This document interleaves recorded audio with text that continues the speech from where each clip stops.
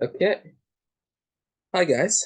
So, I want to talk about The Flash. Big fan of The Flash. Been a fan for many years. Saw the movie.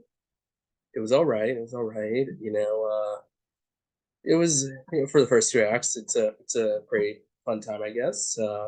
Ezra, despite all the crimes, they're giving a good performance. Michael Keaton seems to be having some fun.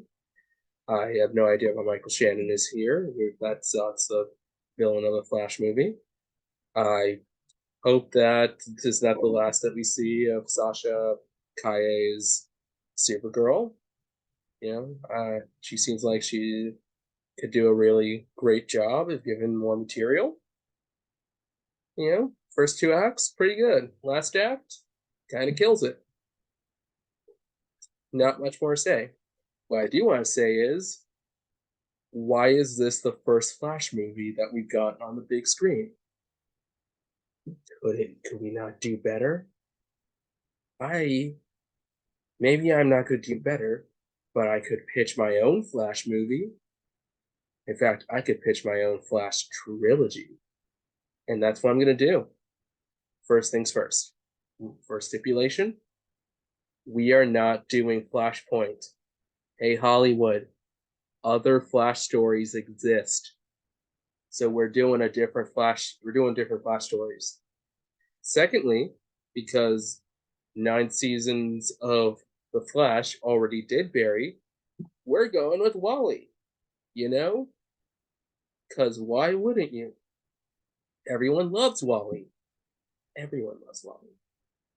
Even Jeff Johns loved Wally. Okay. So, first movie, we'd start off with this opening monologue that just kind of sets the stage of where we're at. A little something like this. It all started 10 years ago when my Aunt Iris, my best friend in the whole world, invited me to stay with her in Central City. Greatest city ever. Way better than Blue Valley, Nebraska. I was over the moon, though, less so when I met her dork of a boyfriend, Barry Allen. I didn't know it then, but Barry Allen was the Flash, hero of Central City. Had been for the last 5 years. That summer changed everything. It's summer I'll remember for the rest of my life. That summer, I became the Flash's sidekick. No, I became his partner. Kid Flash. Coolest job in the world. But that's a story for another time. Since then, my life since then, I joined a team, made some of the best friends I will ever have. I fell in love, got my heart broken, and lost some important people. All the while, I've continued running side by side with my hero, kicking all kinds of bad guy butt and protecting Central City. It was going great. So great, in fact, that I decided I needed a break. I needed to live a life, go to college. Barry could handle things while I was gone for a little while, not like he did before. So yeah, I took a break, left it all behind. And then something happened 6 months ago. A crisis that threatened everything. And with that all coming, Earth's mightiest heroes did what they do best. And in the end, Barry sacrificed himself to save everything. The ultimate sacrifice. Like I said, that was 6 months ago, and Central City still needs its hero. So now I'm back, taking up the mantle, honoring his memory, taking up the mantle and honoring his memory. I hope. My name is Wally West, and I am the Flash. So yeah, we're just establishing real quickly in an opening monologue. This is a lived-in Flash world. Okay, Barry was the Flash for like 15 years. Wally has had like a decade of experience as Kid Flash, and now he's taken on the mantle.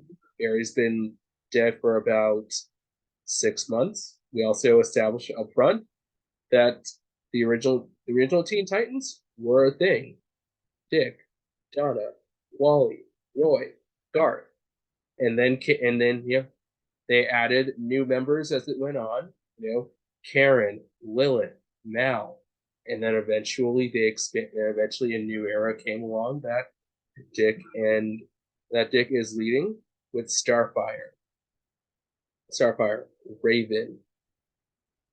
Raven, Cyborg, Jericho, Beast Boy. It's a lived-in world. We established that Wally had a relationship that fell apart.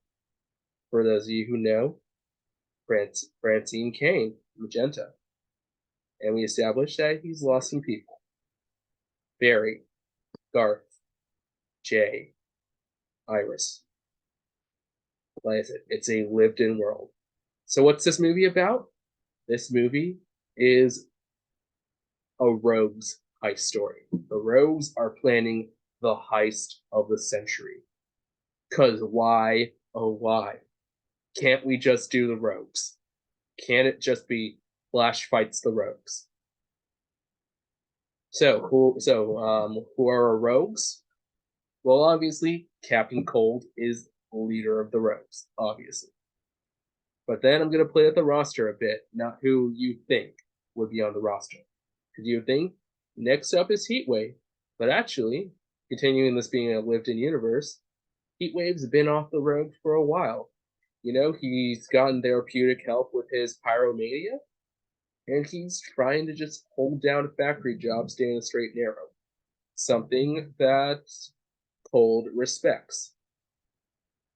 Other people who aren't on the rogues anymore, the Top and Golden Glider and Captain Boomerang.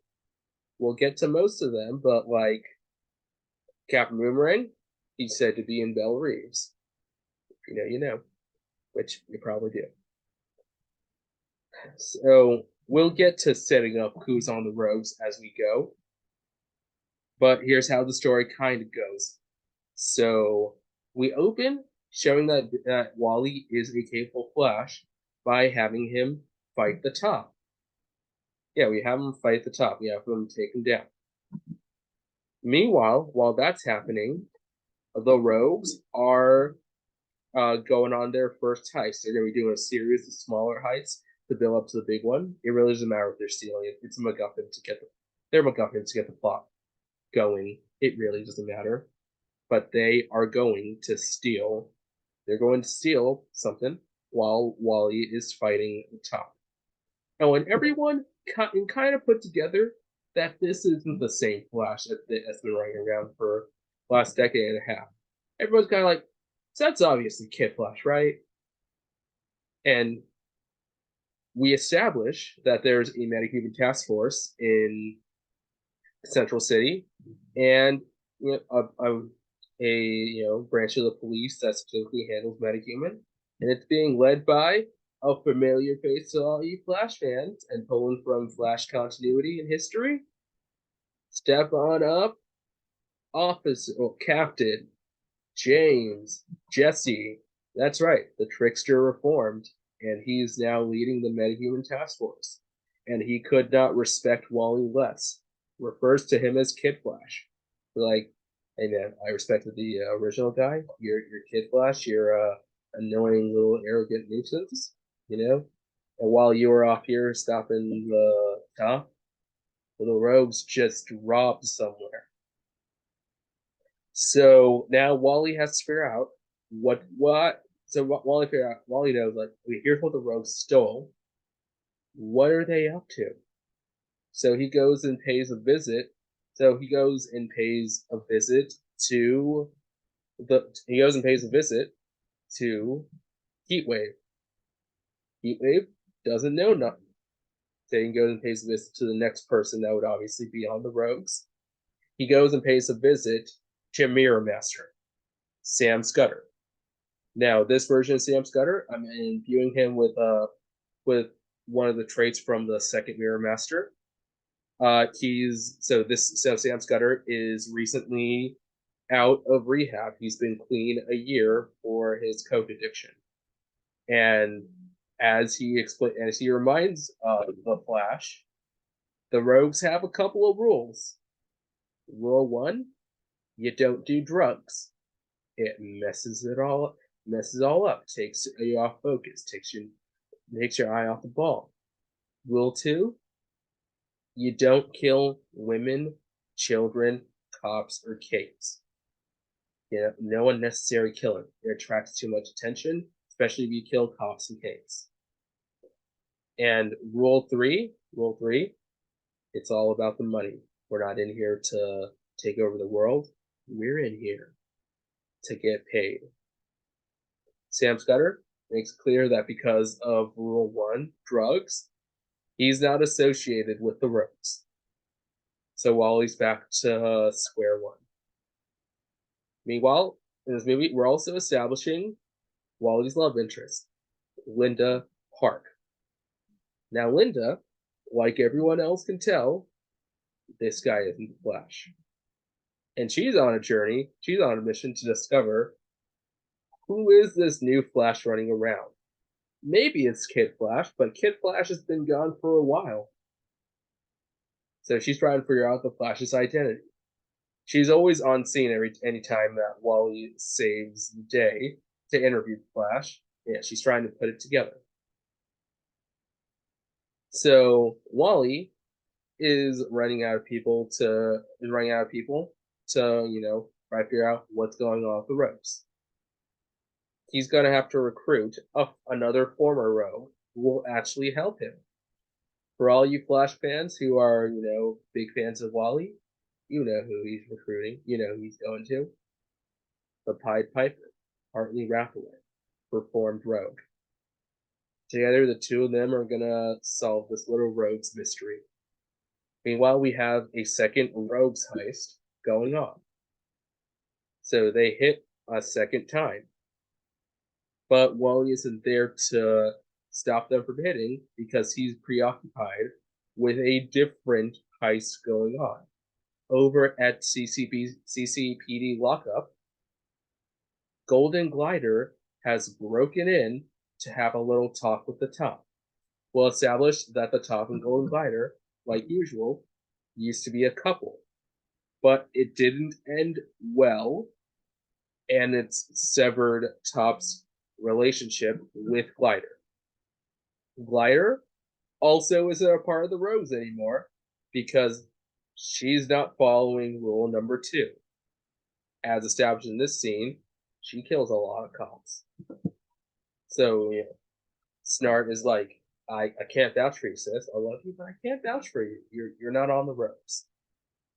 So she essentially finds out that the Rogues have not been to see Snart, have not been to see Top. But okay, so as she's getting out, Wally catches up with her.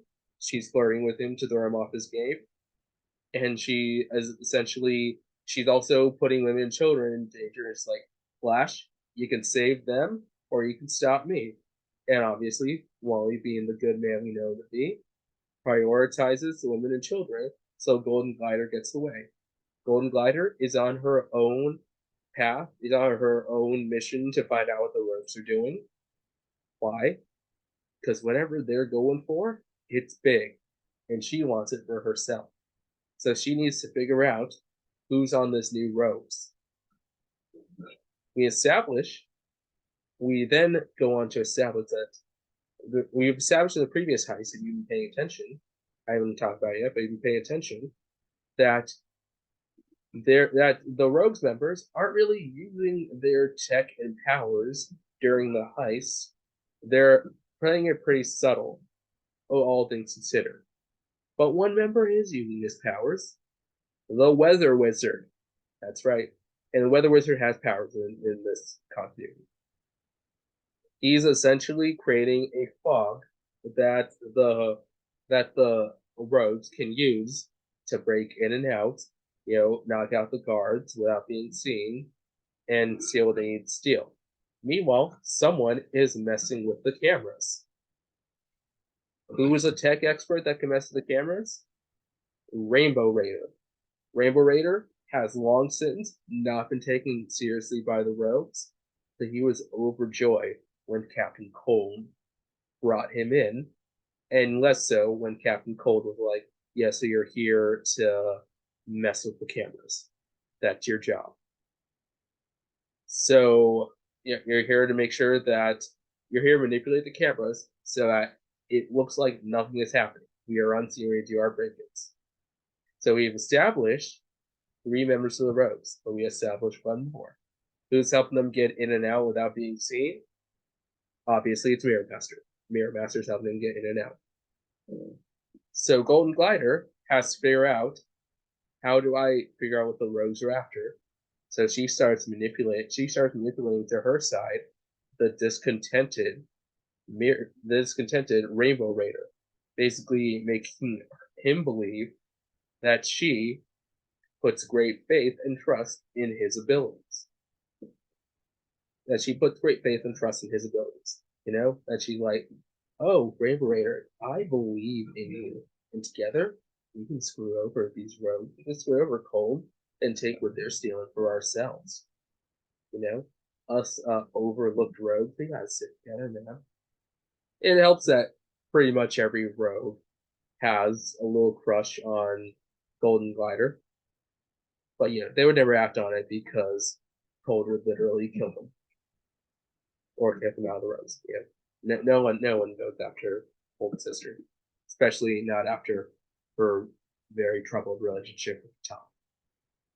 So Wally finally catches up the rogues during their third heist, and it doesn't go well. Why did Captain Cold recruit Weather Wizard? Because Weather Wizard is a major powerhouse. And remember, Wally's been a bit out of practice. So they're able to really throw Wally around. The rogues never stopped practicing. Wally did. So they really thrashed Wally around, really knock him out. And Hartley has to essentially grab Wally and take him back to his apartment to heal and rest up while they have to put together the pieces of what the rogues are building up to. Meanwhile, so we've established that the Weather Wizard is nothing to mess with, and that Cold was really great at putting his team together. Meanwhile, Linda's been on the search for who this new Flash is. She's been able to put together that all the Flash toys and Flash media stuff, the likeness rights are funneled through a series of shell companies that link back to go back to whoever this Flash is. She's also able to then figure out the Flash's Wally West by linking him to various open superheroes like Roy Harper and Donna Troy. So she's able to put together through her investigation that Wally is the Flash. And just as, Hartley is able to drag Wally back to the apartment, Linda shows up. She's not gonna expose Wally because, she kind of believes as she's on this journey, has learned to believe in this new Flash a little bit, but she's now here and she's gonna help them put together what are the rogues building up to. So day of the big heist, Wally and his team are converging on the rogues. Golden Glider is converging on the rogues as well. And the cops are down a bit because Golden Glider killed a lot of them. Encased a lot of them in gold. So the heist goes off spectacularly, but then the Flash shows up and he's like, "Round 2, guys, ding ding," and they're like, good luck, Kid Flash." But then Rainbow Raider turns on the team, reveals he's been working with Golden Glider this whole time. No. But then it's revealed to Rainbow Raider that Golden Glider has been using him. So, he's like, everyone underestimate me. Everyone, because like I use like goggles that like control colors and emotions. Everyone underestimates me. Well, you know what you shouldn't have you know why you should have underestimated me? Because taking control of people with colors, you know what that does? I can control the weather wizard. That's right. So now Rainbow Raider is using the weather wizard to, try to take out Golden Glider, the Rogues, the Flash, the City, anyone who has ever underestimated him. And so so in this moment we now see the character of Cold and Mirror Master. Sure, they're in this for the money, but like they're also not just they have a chance to cut and run, but they're not gonna because this is a problem of their own making. So they have to essentially team up with the Flash to stop Rainbow Raider and the Rogues. And we see that Cole really does care about his sister because he's like, Scudder, you get the innocent people out of the way. Flash, you and me, we gotta go save my sister and stop Wizard and Raider. And so, teaming up together, they do. They manage to. Wally gains the respect of police captain Trickster. He does his nice little interview for Linda, who's not going to reveal his identity because she's learned to respect Flash, and he arrests the rogues because you guys still did crimes. And we end with this more confident monologue from Wally, just like so just him more confidently being like, "I'm the Flash, fastest man alive." Would it be the greatest Flash movie ever made? Probably not, but it'd be a hell of a good Flash script. I think it'd be a really fun Flash movie. So now that's Flash movie number one. Flash movie number two is so Flash movie number one was about Wally growing more into his mantle. Growing his detective skills, getting the respect of people, getting people to see him as the Flash, and seeing himself more as the Flash. Flash movie two is all about Wally and Linda's relationship. As the movies go on, we're going to be building the relationship and maturing Wally as a man. That's what Wally's run as the Flash is really about. His maturity and growth as a person. So movie two is about Wally and Linda's relationship. So since the events of the last movie, they've been getting closer and they've actually started dating. Linda wants to be let a bit more into his world, wants to be more involved. But Wally's a bit hesitant about that. He hasn't even let her meet the Titans yet. So we open this movie at a wedding. Whose wedding? We're at Dick and Corey's wedding. Nightwing Starfire's wedding. I know. I've chosen a side, and it's made a lot of you very, very mad. I'm very sorry about that. But that's the side I've chosen. So the former Titans, especially Roy and Donna, are really getting on Wally's case for, hey, why haven't we met this new girl you're dating that Dick says you will not stop talking about? And Wally's being a bit cagey on it, and the Titans West and the new Teen Titans are like, well, if the originals haven't met her, then we're obviously never gonna meet her. They're getting on Wally's case a bit, just like, hey man, we really want to meet this girl who's been making you really happy. So Wally kind of exiles him from this little situation when he notices his ex, Francine, at the bar. They do a little catch up, and we find out that their relationship like essentially kind of ended when Wally went back to being the Flash. Because like she wanted a normal life. She had had a magenta incident in quite a while, and Wally wanted that normal life, especially after he lost Iris. But he's back. They're both happy for each other. But essentially, we're getting Wally to think about all the people he's kind of lost in this life. Jay passed away. Barry and Garth died in crisis. Iris is thought dead, Actually, she's been sent to the future, but like from all intents and purposes, he believes she's dead. So we follow Wally. He's on his run home, and yet he and Linda get into a little argument about him really keeping her at an arm's length and not even like inviting her to his friend's wedding, which she had to learn from Hartley was even a thing. You know, you're not. We've been dating for a few months now, but I haven't met your friends, and you didn't even tell me about your best friend's wedding where you were the best man. So before this argument can really move further, we have to establish that they are being they get kidnapped, taken to Gorilla City. In this continuity, Gorilla City is not a city in Africa; it's a city in a pocket dimension. Okay.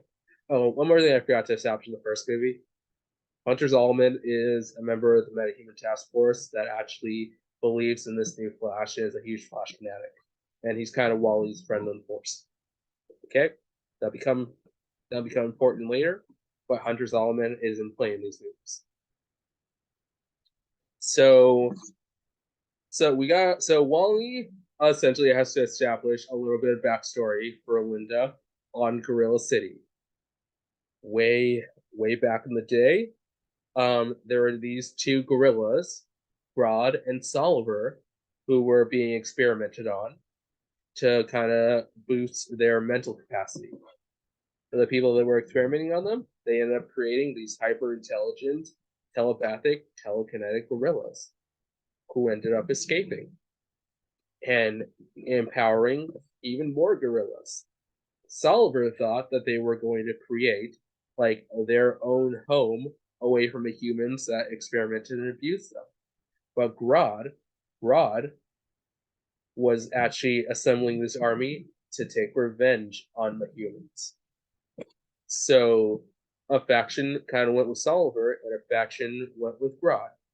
Soliver then had to do the unthinkable. He recruited a human to help him take down Grodd. He recruited the Flash. And together, yeah, they were able to stop Grodd.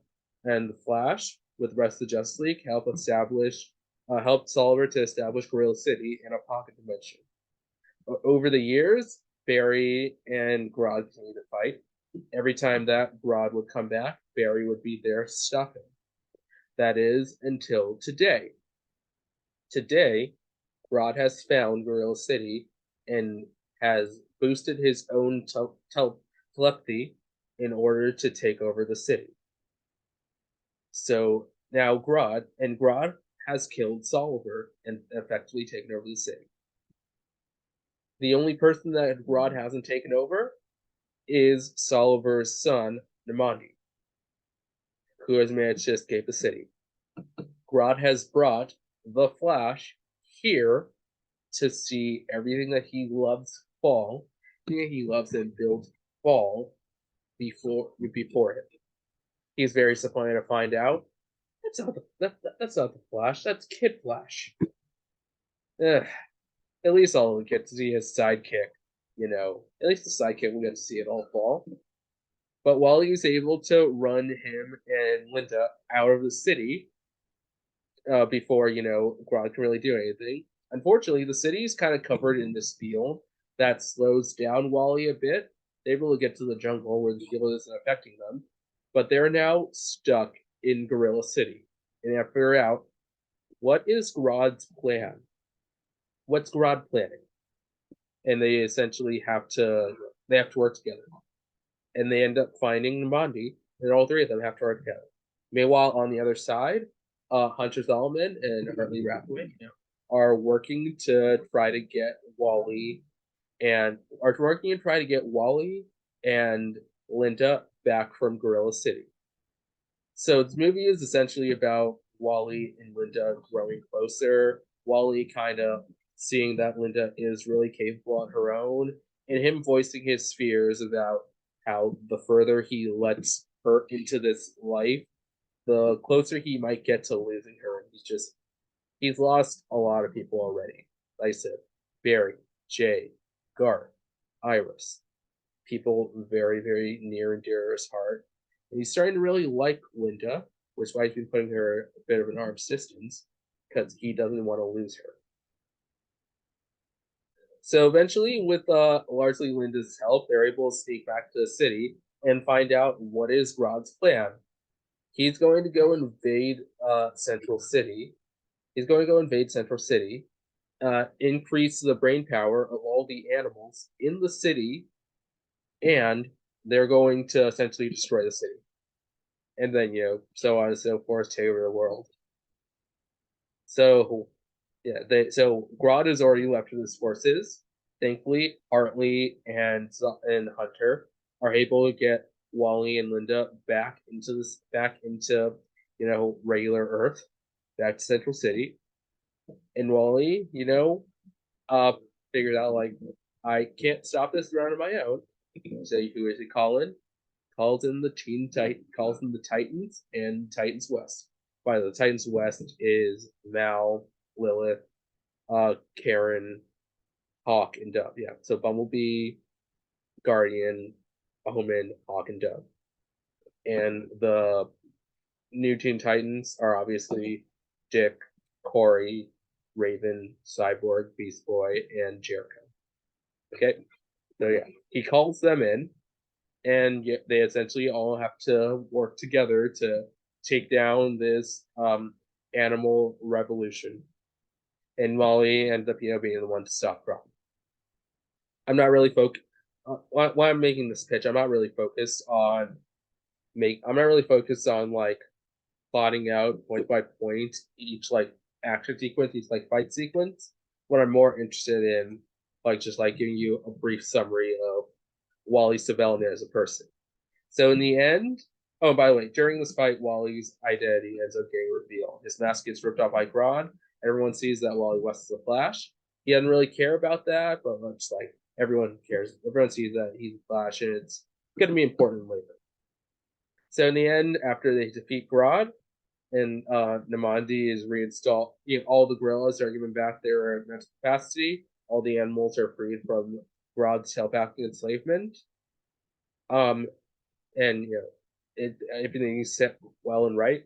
Wally introduces Linda to his friends, and we end with him and Linda having like brunch with Dick, Corey, Donna, Roy, and Roy's daughter Liang.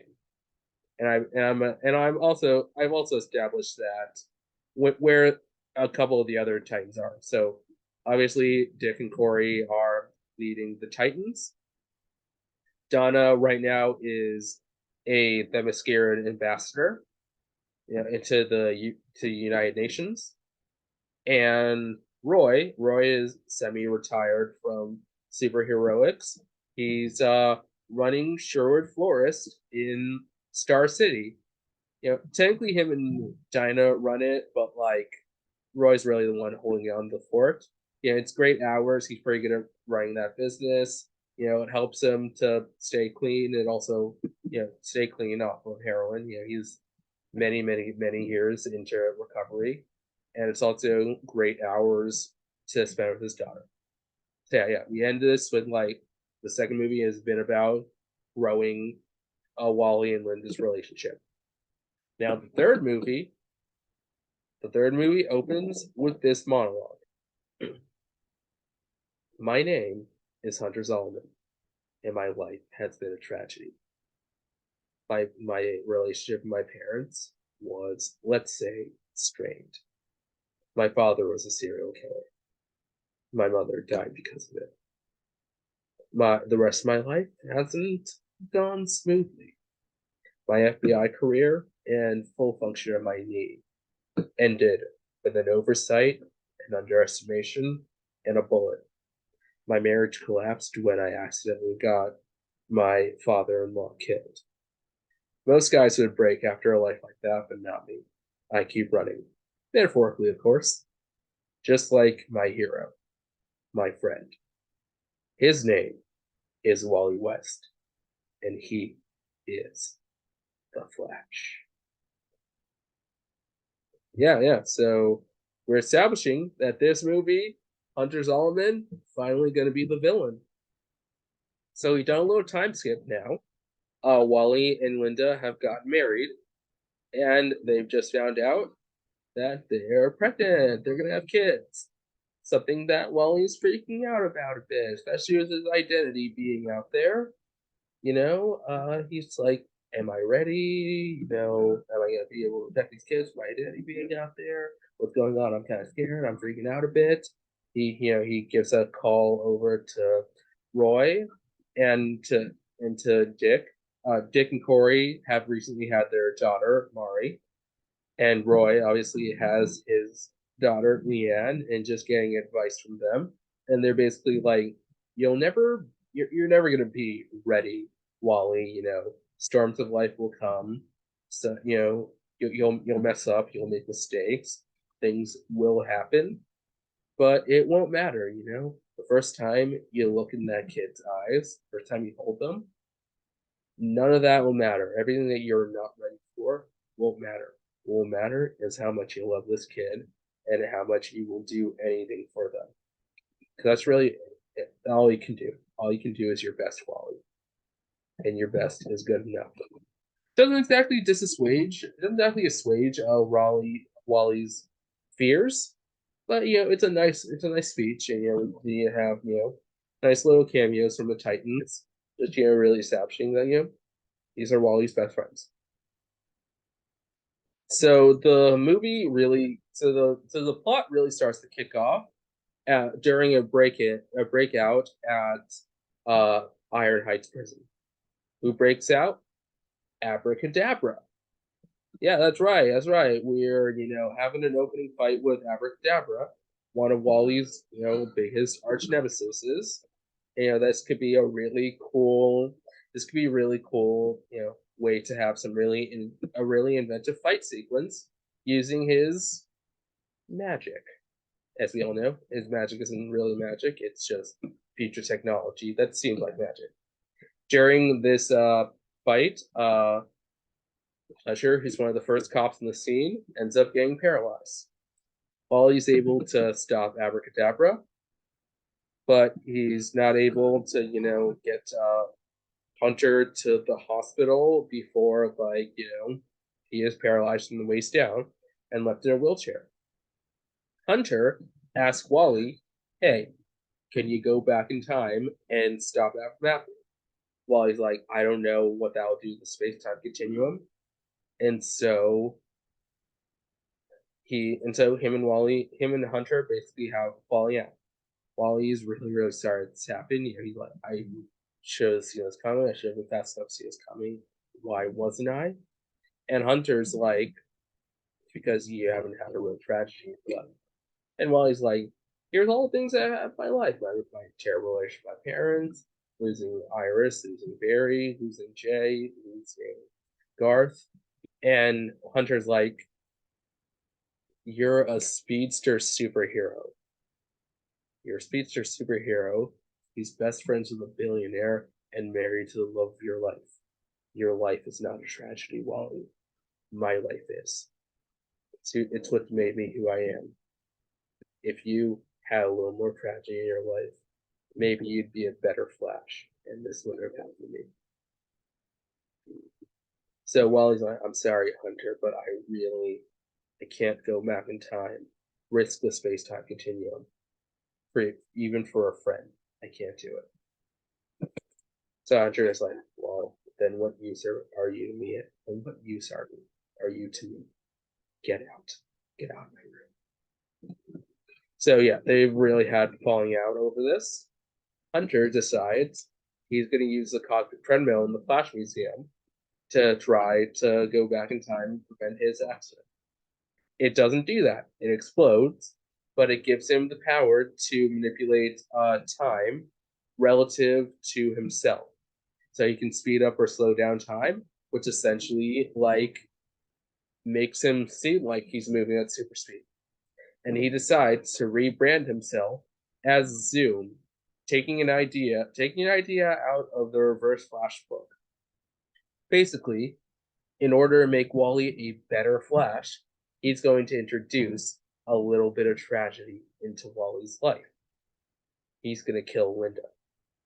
He doesn't know that Linda's pregnant right now, but he's going to do it. And he does it. He kills Linda.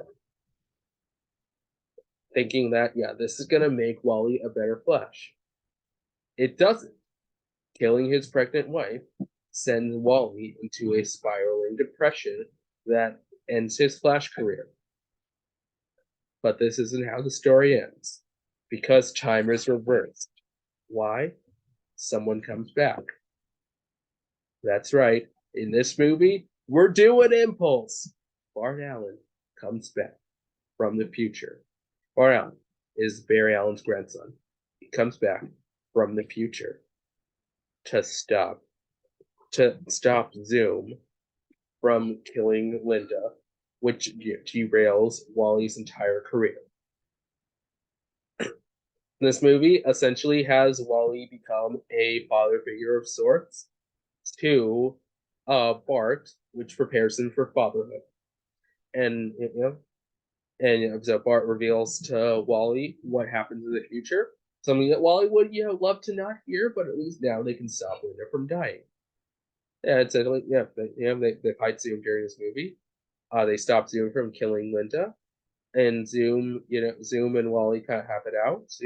Wally tries to convince Zoom not to do this. Bart reveals to Zoom this isn't going to make Wally a better Flash. This is going to break him. And Zoom keeps kind of speeding himself up to move faster than Wally. Wally and Bart keep catching up to him. And he's like, but don't you see, trying to prevent this tragedy from happening is making you a better Flash. It's taking you to speeds you never believed. So he still tries to kill Linda, but time is moving, but he is moving so fast relative to time that he basically just phases through her. He can't touch her. And the faster he is speeding up time, the more he is losing the ability to manage these powers. And Wally keeps catching up to him. And so eventually he's like, yeah, I am doing a good thing here. I'm making you my friend faster, a better Flash. But I still need to introduce tragedy into your life to make sure that you will never let another person like me get hurt like that again. If I can't kill Linda, I'm going to kill the boy. I'm going to kill Bart. Which means I just need to go faster than you can speed up to stop me. So he goes just that fast. Unfortunately, going that fast is uncontrollable, and he untethers himself from time. Literally just phases out of time. And and that's the end of Zoom. Wally mourns his friend, but he learns this lesson about, you can't stop every tragedy, but you also shouldn't let that tragedy define you. And you can't be ready for everything, but as long as you're there doing your best, you can't be ready for anything. The best you can do is your best.